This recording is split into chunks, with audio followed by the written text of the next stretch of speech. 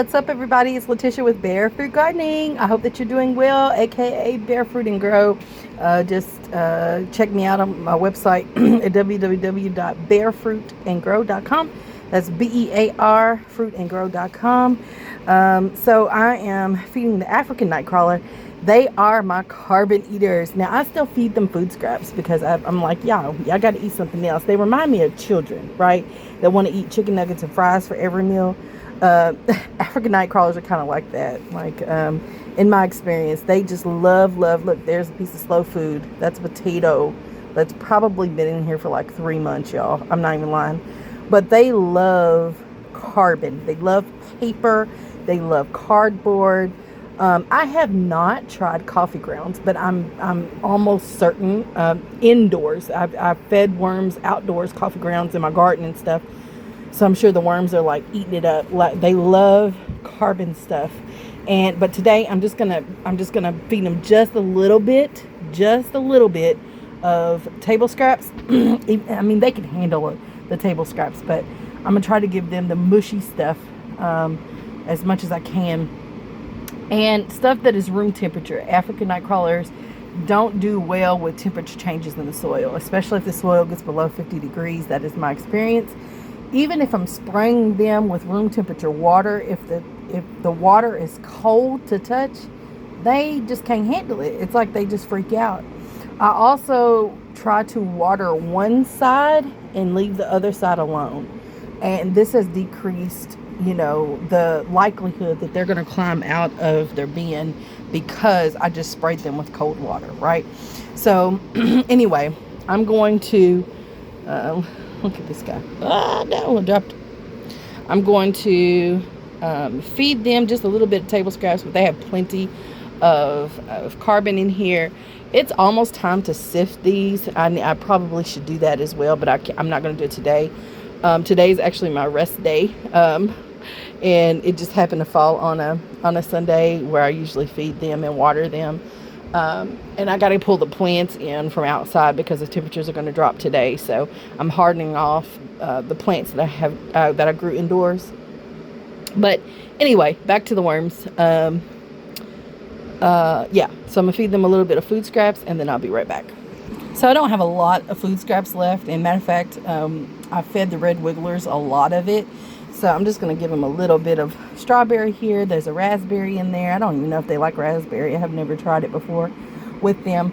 But I'm going to cover it on back up. And it doesn't need a lot of moisture. I have grapes in the freezer. But again, with African night crawlers, they're a little testy. So I wouldn't feed them frozen food personally. But people do it, I'm sure. But that's it. The moisture level seems to be pretty decent in here, but I am going to give them a little water. And this water has been sitting next to the heater. So it's room temperature in here. The temperature right now is 80 degrees, 79 degrees in here. But I'm going to spray this side only. Leave the other side. And if they want, they can migrate to the other side or try to crawl up the bin and end up on the floor. I mean, those are the two options. You can't control everything, but I'm trying to do my best about just watering one side and leaving the other side without water, and see if they'll be okay. They crack me up like not moving. It's almost like they don't want you to know they're alive. When you get in here and fool with the bin, they just like, play dead, everybody. Look, they're not moving at all. Cracks me up. I mean, straight tickles me, honey. Look at how fat that one is. Whew, it startled me just a little bit. Girlfriend, that is an African night crawler. Look at how fat. And they just so still. Act like they ain't even alive. It tickles me. I mean, fat. Look at there. Woo! But they're my composters, y'all. They compost well as well, but they compost carbon, like I said, very, very well. Banana stem, slow food. It just takes forever to break down. But They love paper, love cardboard. I'm sure they love coffee grounds. We're going to try that one day. I don't drink a lot of coffee anymore, but my husband is starting to drink more coffee. And so my plan is to get him to save his grounds.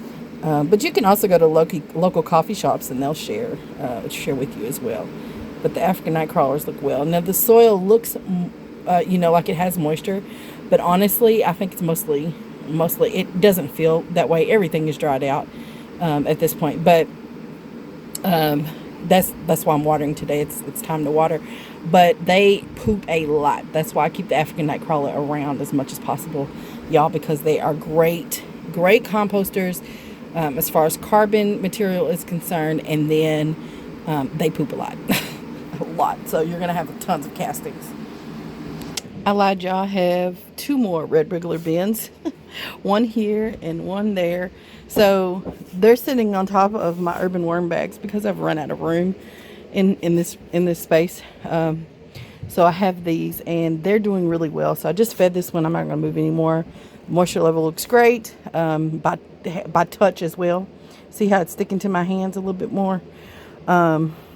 So just because it looks wet doesn't necessarily mean that there is enough moisture. You still need to do the finger touch, the hand touch, whatever, I think.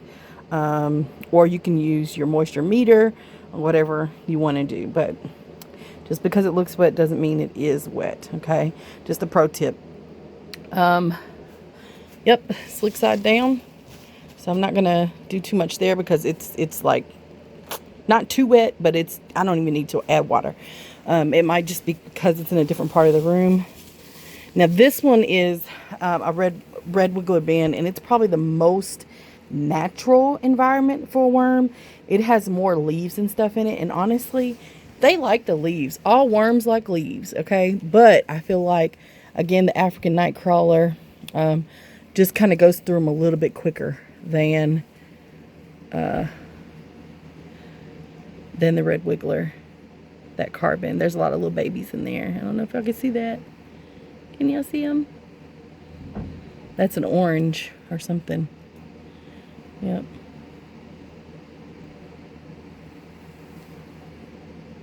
Ew, they're crawling in my hand. So this one is a little dry though. This bin is dry. It's not too bad, but I definitely want to. There's another potato. Slow food. Give it some moisture, and I'll be right back, and we'll get to the European night crawlers. Okay, I put some more European night crawlers in this urban worm bag, and so I just need to check them out too. Everybody was looking well. This is great. Yeah, they're looking good. I don't want to, but I do. I want to see what they're doing down here.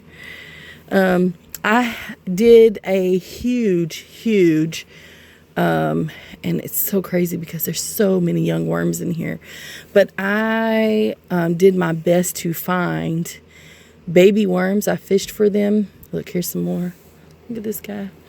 I put some fruit in here, and I knew that they would all go to that eventually. And I caught a lot of the baby worms and moved them to a different location, because what I think is happening, what I know is probably happening, is that, they're just producing a lot of cocoons. The cocoons are hatching in this worm bag, and so the adults are dying off because there were so many, baby worms. So I moved them over to the nursery area and into another bin, basically. Where there's mostly European night crawler babies. So that, I think, will help in here. But there is a lot of space in here, you all. And I don't necessarily feel like you have to do that. It just depends on what you want to do. Are you breeding to make more worms? Or are you just collecting, you want the worms to just work for you and collect their poop? I want to do it all. So there's just things apparently that you have to do or be aware of. Good God Almighty, look at that one, bait ready. That you just have to pay attention to. And if you want to, you know, produce cocoons and try to regulate, and you know, you just have to do that the best you can, and use other. Good God Almighty, look at that one. And these were not the new ones, so these are some of the older ones. Well, there's no way for me to really tell that. The new ones I put in here though were much smaller.